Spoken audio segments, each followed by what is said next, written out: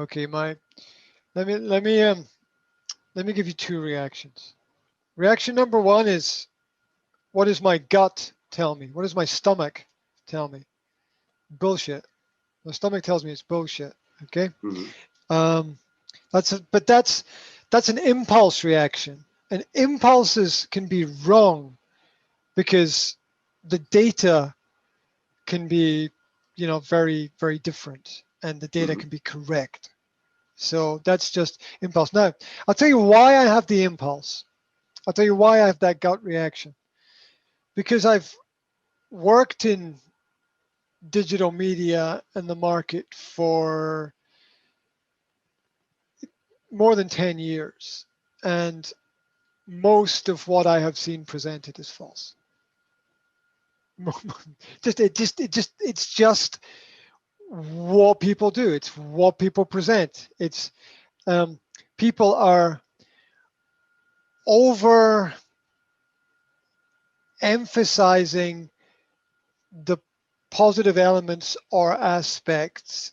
And the way to understand this is, if it is real, it is usually clear to everybody and obvious. Mm-hmm. You don't have to push it. So if there's a shop in the town, it's a really good shop and has really good quality products, and it always delivers great service, whether it's selling electronic parts, or it's a restaurant, or it's selling ice cream, or whatever it does. Yeah, then everybody knows it's good and people go there. You don't need to hype it. You don't need to oversell it. It's clear to Mm-hmm. everybody. Everybody knows which way the river flows. Everybody knows. You don't need to oversell that, right? So if you are in the market and you are key, and you don't see that happening, then it's not real, because you're front and center, right? You're you're in the game, Mm-hmm. right? If you're in the game and you can't see, and you're like, that's not happening, all right? There's you're you're you're on the field playing, and some coach is saying, no, but look at this strategy, but you're on the field going, but no, that doesn't work when you're out there, right? It doesn't work when you're on the field, when you're in the game. And so my experience of the presentation of data about the availability or the ability to sell is not really about sales. It's about automation. Mm-hmm. It's about making everything digital so that everything can become automatic. And to replace the spontaneity, which is, you don't really want to replace it, because that's what builds connections with people. That's what they don't understand behind the scenes, right? It's to replace that with, it's to replace everything. The aim is to replace all people with systems. Mm-hmm. And then have, from their perspective behind the scenes, some level of security, because, oh, we don't have to worry about it because it's a system, it is not a person, and people are complicated, and we don't want to have to deal with them. And that's the push. Now, that's the gut reaction, also connected with my experience. Like, I've seen a lot of people selling things online, and it's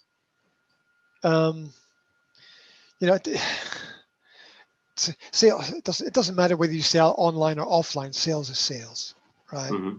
Sales. You still need somebody there selling something, supplying something that people want. You need a demand as well. And so most things are oversold. Most people are claiming to have more clients than they have.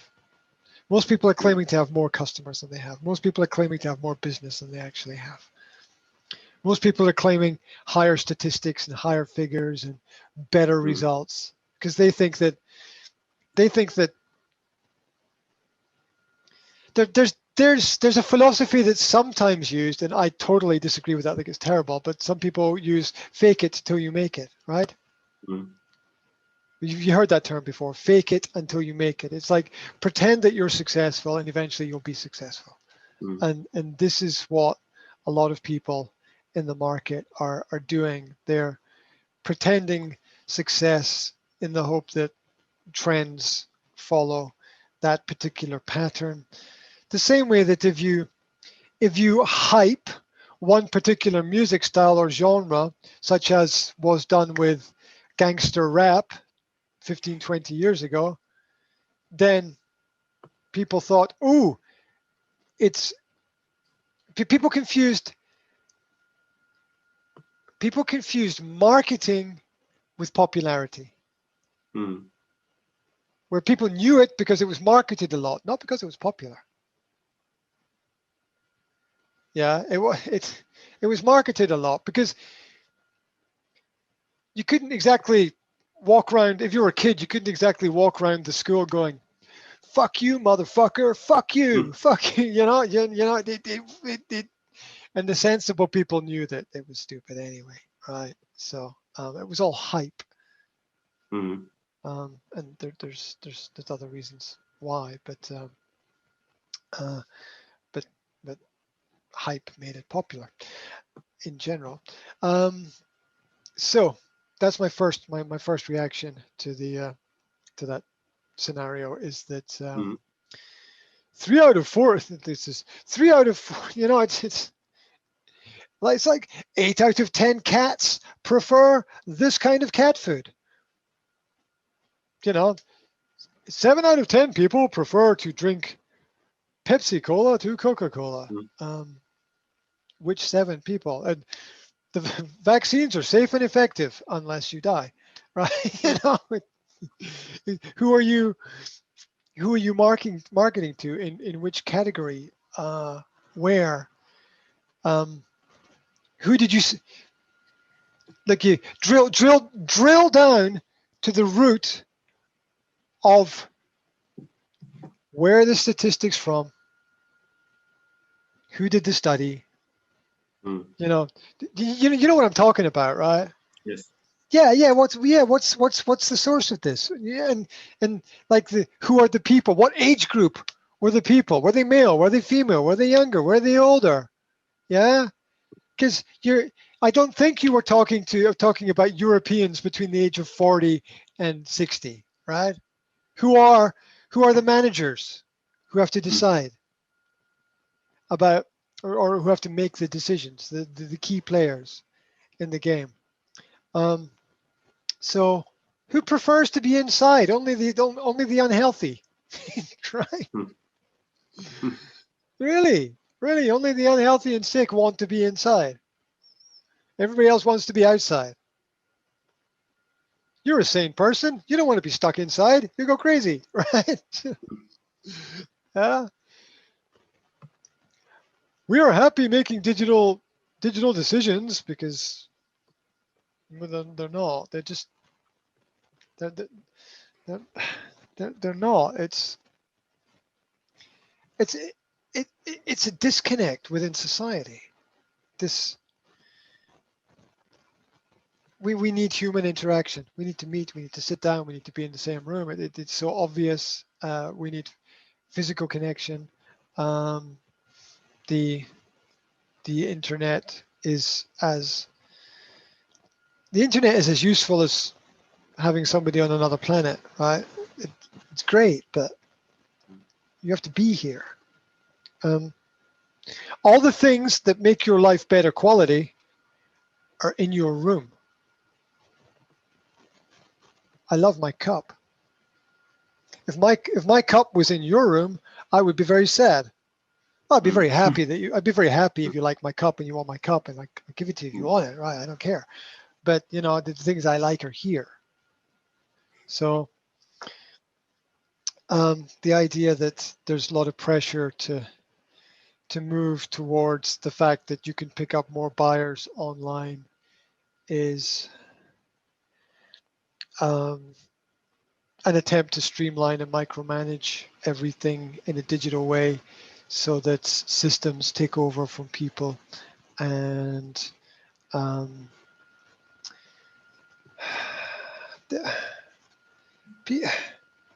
people don't want to buy from systems and machines and from a lot of things that are distant, unless culture changes. Culture can be transformed. Do people, flip side, do people buy from Amazon? Yes. Do people buy from eBay? Yes. Do people buy from AliExpress? Yes. Do people buy from other online portals? Yes. Do you need some level of physicality and trust in those systems? Yes. Can you do everything that way? Depends, I would say. Yeah, there's a conflict, people versus products, right? If all you're thinking about is the product, I don't care where it comes from, I don't care who made it. If all you're thinking about is the product, then you can live that way. But it's not a great way to. It's not a great way to build, right? It might be a way to sustain, but it's not a great way to build. And the other side is the people. Are you a people-orientated business? Because businesses that are pushing digital, really not very people-orientated, because it doesn't really promote healthy human connection. To have it as a business all day, every day. Look, here's an example. Nobody has any problem, or should have any problem, writing 5 to 10 emails a day, right? Nobody should have any problem with that. But if you have to write 50 emails a day, every day, then it becomes a problem. And that's digital overload. It's too much. And so, like I tell my son with video games, I say for every hour that you play a video game, you have to go outside and be on your bike or play or run around or do sport or just in go for a walk. I don't care, you know, but you got to have the other side too. So I would say the maximum that is healthy is 50%. Whether or not that's realistic or possible, I don't know. But how did we get here? Right? That's the key question. When you're trying to solve the problem, that's the key question. It's like, okay, we're in a situation that's all right. How do we get here? And is the future going to be the same as the past or something different? Because the horse became the car eventually. Yeah. And all the people who had the first cars were the crazy ones. And all the people who had the horses said, it's not going to work. It's too expensive. It's smelly. It's too complicated. Blah, blah, blah. Horses were smelly too, I suppose. But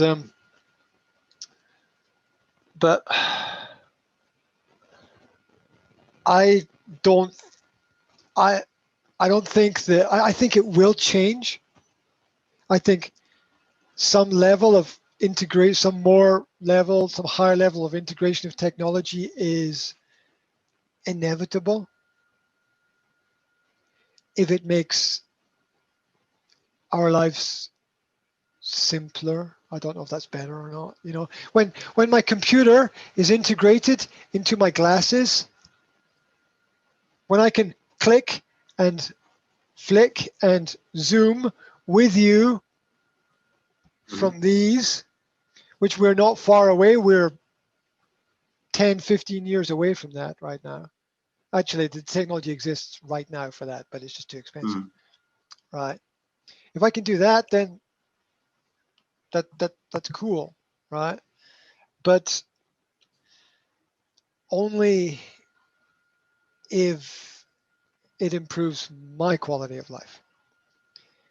If using the technology has a negative personal effect, then on the people, if the product becomes more important than the people, then the company's just completely lost its focus. Because it's the people that make the difference at the end of the day. You know, you don't give here's a bad example. You don't give awards to products, you give awards to people. Because the people have done the work. And the product's not going to save you. It's the person who makes the product that saved you, not the product. It's the person who's done the work. So I don't think that a business-to-business model that goes over a maximum of searching for 50% of its business through the digital network is in any way going to be successful. And I think 50% is high. Yeah. And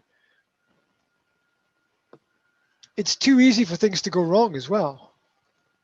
You know, we have a great dependency on technology. If that technology messes up in some way, but you can also argue on the other side that it's not the technology that makes a mistake, it's people. Well, that could be true as well.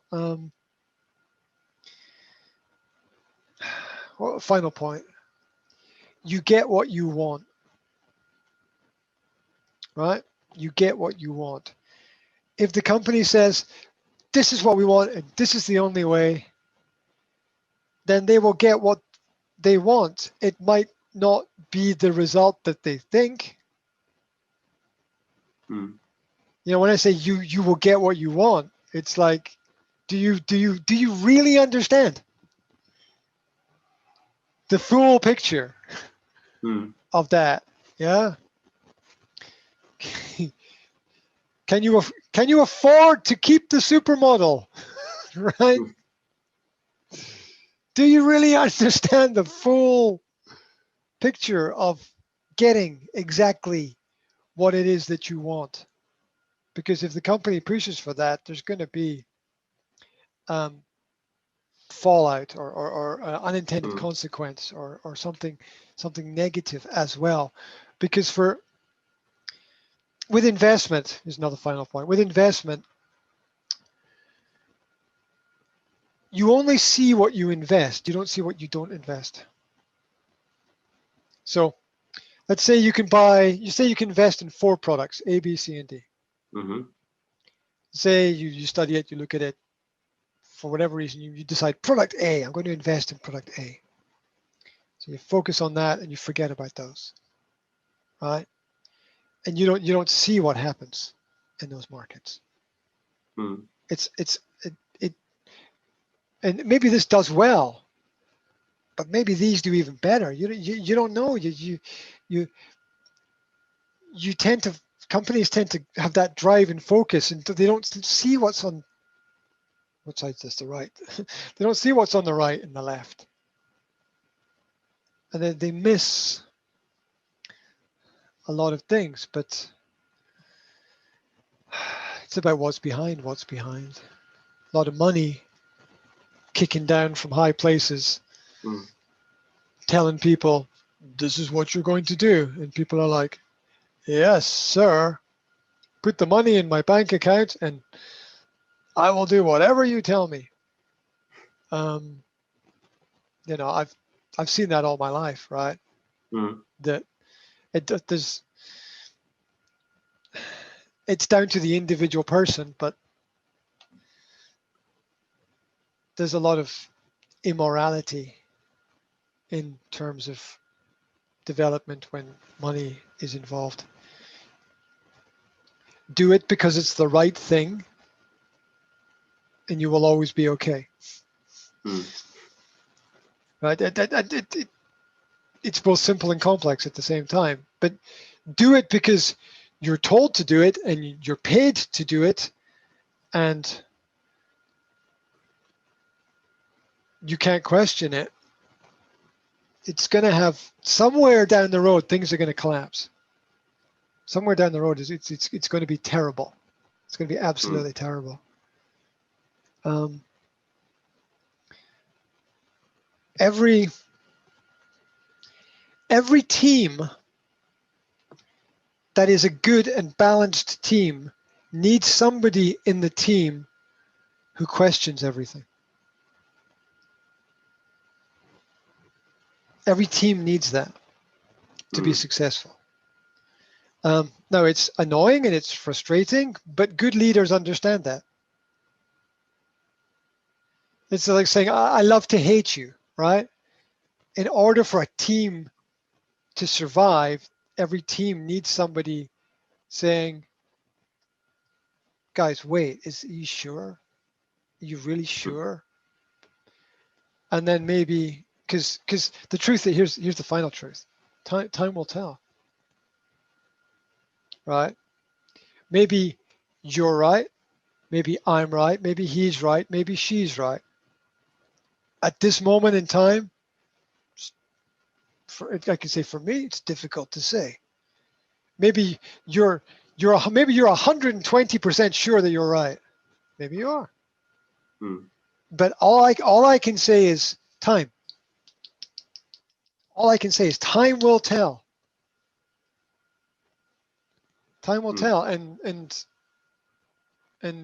always point out other options. Always point out other roads. Always point out there's more than one road. There's more than one option. There's more than one philosophy. There's more than one idea. There's more than one client. There's more than one culture. There's more than one language. And until we understand that we're not all on the same boat collectively in the world,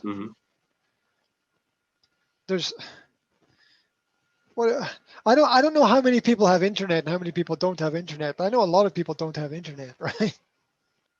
Yeah. Who's at the top of the food chain, right? Sharks don't like sharks. Okay. So what this is saying is, you know what comes into my mind? What comes into my mind is the mafia, right? Do you think the mafia's going to get on a Skype call with somebody and chat about their business? No. All right. No, they're not. And the mafia have a lot of money to spend in a lot of different businesses. And a lot of the money that they make illegally, they have to invest legally. And some businesses clean, some businesses not. It's not really about the money, it's about the people. So, you know, a lot of the key players not going to be doing this, right? Because they're already key players. They're above that level. They're going to keep things face to face because that's the only real way to develop trust on the level of human instinct and understanding. It's the green screen thing. Anybody can have a green screen and make themselves look like they're anywhere.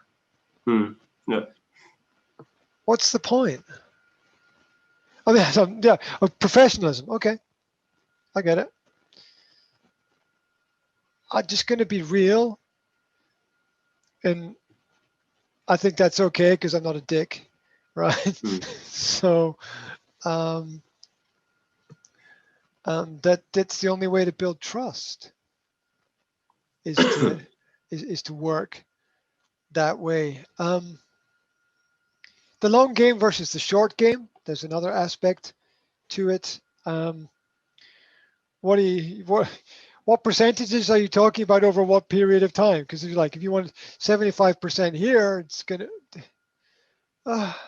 Oh, look, I lived out in Central and parts of Eastern Europe for 20 years. I know what you're talking about. The people in the West have got no concept. They've got no concept of another way. Mm. People in Britain think that the whole world is exactly like this. They think the whole planet is Britain. It's just stupid. It's a stupid way to look at everything. And and I don't mean to be insulting to British people. Obviously, they know that there's more, but they just have this habit of thinking our way is the best way, and it's like it's Mm. not. It's not. It's not. It's you, as there are different languages, there are different cultures, there are different habits. There's many ways to do everything, and um, you have to listen to what the market wants if you want to grow a business properly. There are other ways to do it. Yeah, it's finances again. You know, Yeah. it's about it's about where can we cut the costs to Mm. to to stay on track. If you honestly push back and say it's not going to work, then you're going to get resistance, and there's going to be rub and burn, and it's not going to Mm. be good. And what next? What's the long-term strategy? Where's this going? Let's look down the road. 2, 3, 5 years. What are we looking at here? If you can cut all these corners and there's no big pushback and nobody complains, and then you'll say, okay, well, people are happy. People, it's the old line, the people are happy, but are they? Mm. Are they happy? Under communism, everybody was happy, right? According to the system, everybody was happy. Um, it's it's hard. Happiness is an individual approach to life, which is really, really hard in a big corporate system where they don't see people, they just see numbers. It's at the as you go down the pyramid, there's more and more people, right? People, human beings, emotions, feelings. Yeah, and they don't see that from the top a lot of the time. They're stuck in their, I don't know, wherever they are with their numbers and their machines, and Mm. it's it was like Bill Gates saying vaccines are great. You know why they're great? Because it's a 20-to-1 investment. That was his answer. He was in an interview. That was his answer. Vaccines are great because it's a 20-to-1. He said, I invest 1 million, I get 20 million back. It doesn't nothing about the health of people. It may or may not be good for people's health. I don't know.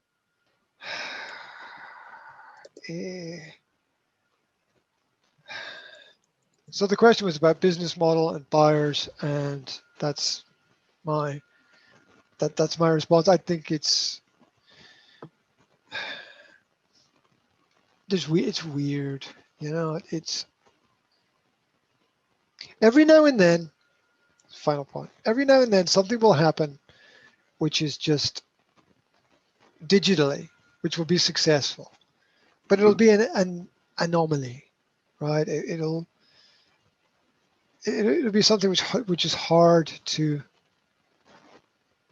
predict or hard to plan or hard to know. Which video game is going to be the most popular video game at this time next year? Nobody knows. Which film is going to be the most popular film at this time next year? Nobody knows. There's way too much uncertainty still, and yet the ability to deliver matters, yeah, to people, and finding the consumer, the customer, the client in the business to business. Oh yes, I forgot. It's different. It's pointing out the obvious. B2B is different than from B2C. Your clients, your final customer might be surfing the internet on their phone, but that's not who your target is in B2B. Your target is another business, not the end user. So look, technology is fine. Technology is fine for sales if you're selling technology. Computers are fine for sales if you're selling computer games. But I don't think they're fine if you're selling toilet paper. It's just a different thing. It's a different way. There's